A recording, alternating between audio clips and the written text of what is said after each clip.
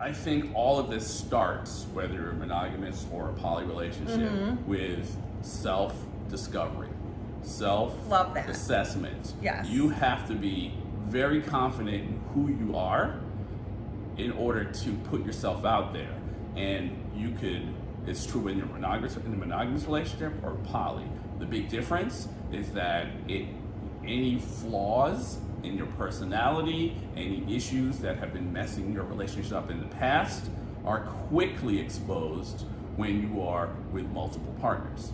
So if you have a natural jealousy, jealousy is going to happen no matter what relationship you're in. Absolutely. You don't get to skip that with monogamy. No, yeah, exactly. And being poly doesn't mean you don't feel jealous. I don't know if it's the opposite, but it's, you have to confront it more, and because you hopefully have the tools necessary to deal with it, it's less than, and we can explore that a little bit more if you wish. So can you give an example of maybe one tool you've actually told me one that I really like, that you use to get past that little jealousy or possessiveness, as you call it. Yeah, possessiveness. So I'm a very confident individual. I know what I bring to the table. And to some degree, I'm still surprised if my partners are doing something with something else, and I'm surprised how I react. There's a level of jealousy, but I call it possessiveness, where there really is a feeling of, hey, that's mine, what are you doing? And that's obviously not cool, because I've signed up on being poly, and I absolutely do not want to limit my partners. It's a choice I've made, where if I'm asking them to be poly with me, I kind of have to be poly with them and support their decision to see someone else. So one of the things I have done to develop coping tools, yes, is to tell them how I'm feeling. It's not intended to be manipulative. It's not intended for them to do anything. They literally just need to listen. And I will say something equivalent to, I feel possessive. I feel, a little bit of jealousy that you're going out with X, Y, or Z, or all three. And just by making that known, I feel better.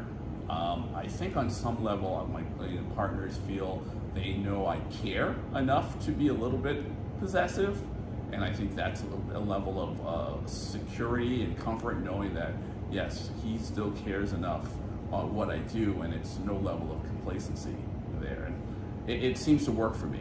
And then one thing you told me too is, like, when it's reversed and your partner maybe has a moment where they feel a little insecure, that you really focus on, like, what does truly make that relationship unique from other relationships, and let me remind that person of, here's what's special about you and about our connection. Yeah, I don't think it's as conscious as that, because then it sounds a little manipulative. No, but it's right. Just hearing you say it, it's like a nice thing to do. Yeah. I'm with my partners for specific reasons. Not that they fit in a pigeonhole, but each one of them enhance my life. If they didn't enhance my life, they wouldn't be with me. There's no two ways. People either enhance or take away from your existence. And I am very proactive in reminding them in some capacity how important they are to me. And I never did that when I was in a monogamous relationship. Not as frequently. You get from Valentine's Day, birthday, Christmas. You see them once in a while and go, hey, I do appreciate you. But it was not a very conscious thing. I have discovered that because they know I'm going out on a date, they're going to feel some level of possessiveness. And it's not necessarily at that time, but I always make every interaction with them know that I do appreciate that they're in my life. Yes. Thank you for sharing these tools. And I think monogamous people, you need to do these tools too. So, it's interesting talking that it's like there's definitely a difference in, like, what is the lifestyle, what is the relationship dynamic, but, like, the skills and the communication, I think, are ultimately the same. I think poly requires more, that you have a higher skill level to really do it well. I feel like monogamy, sometimes people get away with, like, we're just not going to really talk about, like, how are we defining our monogamy, or if you can dance with other people, or if you can flirt with other people, or where exactly is that line. People just kind of assume that it's understood, but bring the communication up a level, make things conscious, and that's one of the things I see with my clients too, is like we're just a little afraid to have the conversations and be direct, but like that's where the gold is. Basically, it's like when you can be a little vulnerable and like a little brave and have the conversations, it's like that's how you deepen the relationship. Yes. That's how you make it stronger. So I don't know if you covered what you feel are the benefits of being monogamous. Oh, good point.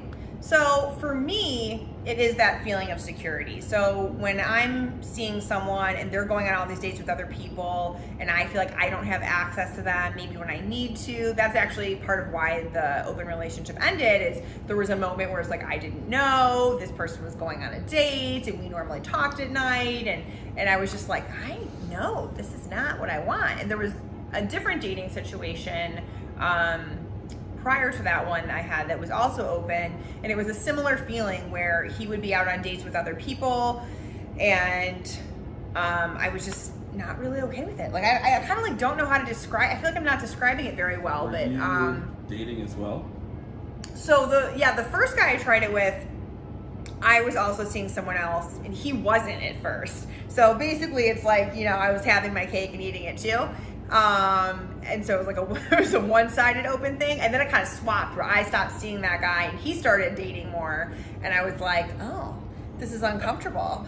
And so I think like Peter said, it's like you don't get to really have it both ways. Typically, I'm sure there are arrangements like that do work for people, but that was not the case. And then in the next open relationship, I found that like I didn't really want to. Like I thought, okay, he's dating other people, I get to as well. Maybe once I start doing that, I'll kind of be like, oh, here's some perks for me, and like, yeah, this is cool.